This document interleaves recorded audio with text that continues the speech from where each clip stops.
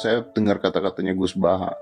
Dunia ini likuidasi, orang bisa gempa, bisa lahar turun kapan saja. Kalau orang yang belajar geologi tiap hari memikirkan itu, orang takutnya mati karena itu katanya. Kalau orang tahu kalau mati aja ngelindur bisa tidur ngelindur bisa mati, orang lama-lama nggak mau tidur. Kalau kita dikasih berita negatif terus, lama-lama orang jadi negatif terus, nggak ada yang lagi mau balik lagi untuk hidup normal gitu.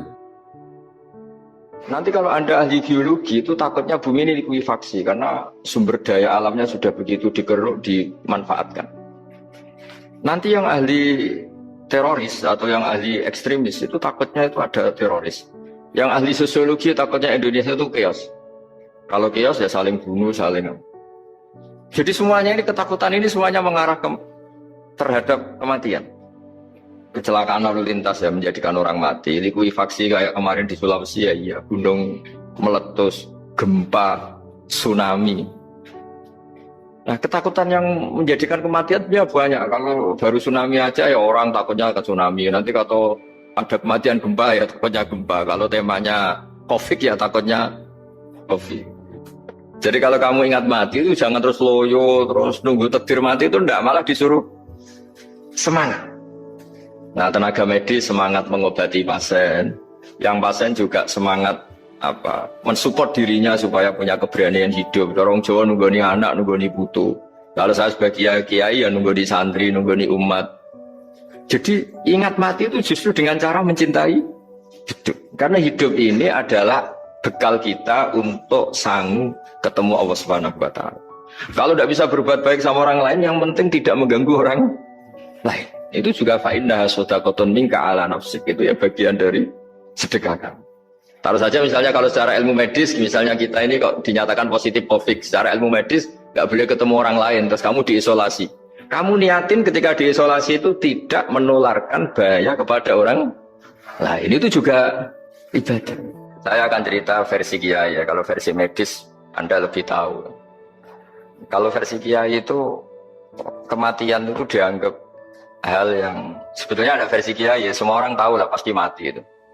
Cuma inginnya mati itu kan macam-macam. Inginnya ya setelah kaya, setelah mapan, terus menangi anaknya mapan, cucunya mapan. Terus itu pun sebetulnya ada siap mati juga, tapi ya tetap mati itu.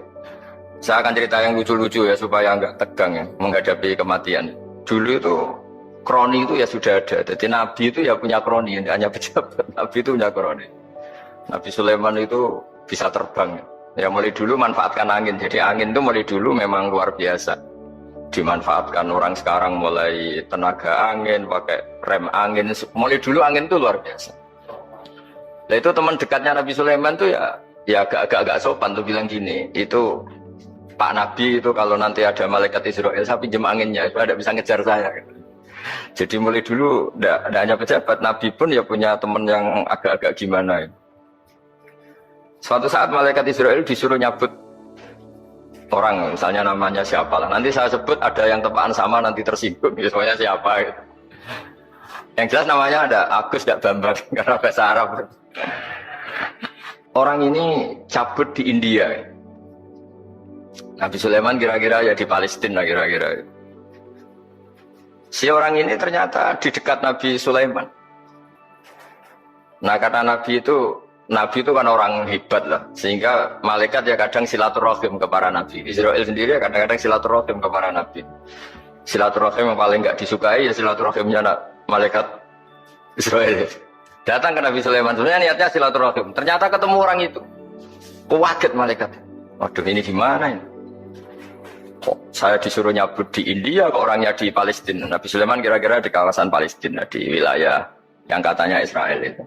Kaget malaikat ini katanya disuruh nyabut di India kok ada di sini. Nah si kroni ini, si orang yang itu melihat malaikat Israel, entah kenapa kok dia bisa melihat itu. Mungkin punya kekuatan tertentu karena dekat Nabi. Kaget dia. Malaikat melihat dia karena janggal ya, disuruh nyabut di India kok orangnya di Palestina. Si orang ini melihat malaikat juga takut. Malaikat itu punya hawa yang luar biasa.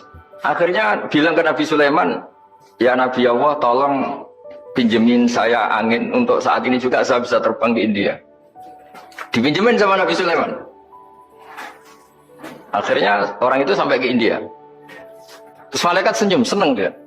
Wah ini sesuai protokol karena andai kan orang itu tetap di situ malah malaikat nggak berani ngambil karena prosedurnya harus ngambil di India.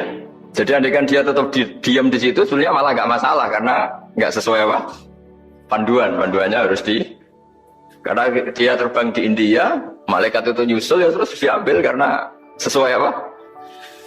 Saya kan memang dipesenin untuk memperkuat apa ya nakes teman-teman semuanya lah pasien.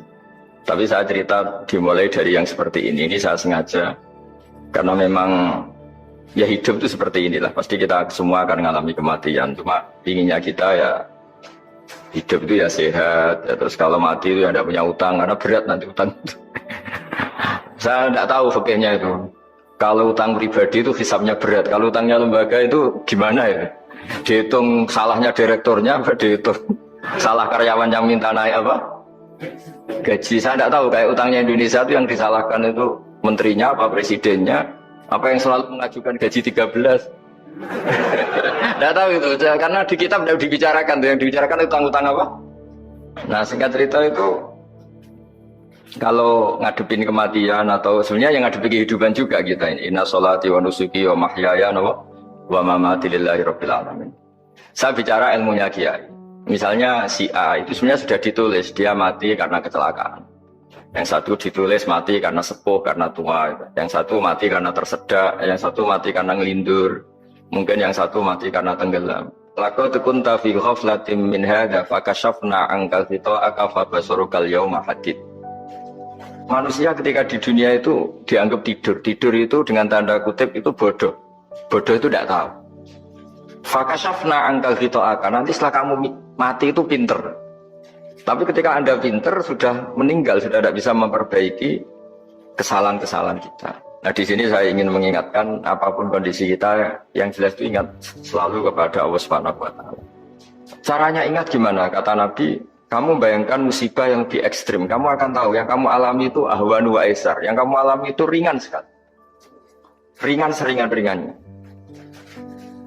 Saya beri contoh ya, kalau Anda belajar misalnya orang ahli meteor, ahli apalah, ahli perbintangan. Ketakutannya pasti benda langit ini jatuh kemudian menimpa bumi. Nah, ketakutan yang menjadikan kematian dia banyak. Kalau baru tsunami aja ya orang takutnya ke tsunami. Nanti kalau ada kematian gempa ya takutnya gempa. Kalau temanya Covid ya takutnya Covid. Terus kalau ada tetangga mati karena ngelindur ya baru gue nak turu hati-hati nggak nak mati ngelindur. Nah masalahnya kan kita tidak tahu, nggak tahunya itu. Ya tadi takutnya Covid ternyata catatannya itu mati kecelakaan. Takutnya kecelakaan ternyata matinya itu ngelindur. Kan kita tidak pernah tahu. Dari tidak pernah tahu itu kemudian agama datang dengan anjuran sudahlah kamu tawakal bahwa semua urusan kamu di tangan Allah Subhanahu wa taala. Inna sholati wa nusuki wa mahyaya wa mamati lillahi rabbil alamin la syarikalah. Yes, ibadah kita, sholat kita, hidup kita, mati kita semua di tangan Allah Subhanahu wa taala. Sehingga dengan berpikir begini ini melihat Covid itu ya kayak melihat potensi kematian yang lain kayak karena gempa, likuifaksi, kecelakaan, karena ngelindur, karena macam-macam. Kenapa saya membuat atau menyarankan ya supaya orang berpikir demikian, supaya bersyukur bahwa kita ini dihimpit, disekelilingi penyebab kematian tadi. Kalau kita ahli meteorologi mungkin takutnya itu asteroid jatuh, terus kemudian meteor jatuh yang nggak habis digesek oleh sistem alam, terus macam-macam. Yang ahli gempa juga takutnya gempa, yang ahli tsunami takutnya tsunami, yang ahli sosial takutnya Indonesia chaos, kemudian saling apa? Bunuh, saling apa dan sebagainya dan sebagainya. Nah dengan keadaan seperti ini kita ini baik sekali. Bukan sekedar baik sekali. Kita tidak mengalami chaos sosial, kita tidak mengalami likuifaksi, kita tidak mengalami benturan benda langit di bumi kita. Karena itu sekali terjadi, bukan 1-2 lagi, tapi habis seluruh Indonesia, mungkin seluruh dunia. Nah di sini cara Allah membuat kita selalu bersyukur bahwa hal-hal itu tidak terjadi. Jadi ada sebuah ayat yang Allah selalu mengingatkan, A'amintum man fis sama ayakhsifa bikumul ardo fa idza hiya tamur. Kamu boleh sekali-kali berpikir, Bumi ini justru potensinya itu likuifaksi, potensinya itu hancur karena di bawah itu ada magma, ada apa minyak, ada macam-macam. Ini kan di bawah ini kan ngerongkong cara Jawa itu karena diambilin terus. Nah, pira-pira diambil ya ini ya ono masih bisa dipakai. Belum sistem bumi sendiri wafil arti kita mutajawirat, bumi sendiri itu berubah lempengan-lempengan. Setiap saat itu potensinya geser, sekali geser ya jadi gempa itu. Terus belum benda langit yang potensinya juga jatuh, sekali jatuh ya habis. Jadi yang kita ini dikepung sekian potensi yang bisa menghancurkan kita. Tapi nyatanya, mulai Nabi Adam sampai sekarang itu ada kehidupan, ada khayal. Sing Joko yang kepengen payu rabi, mungkin sing wis payu rabi yang mbok kepengen boraro, macam-macam lah. Tapi yang jelas itu, wong dikepung kematian kok ya khayalnya masih tinggi gitu. Tapi ini saya cerita supaya orang Indonesia itu ngerti lah bahwa yang ngepung kita itu tidak hanya COVID.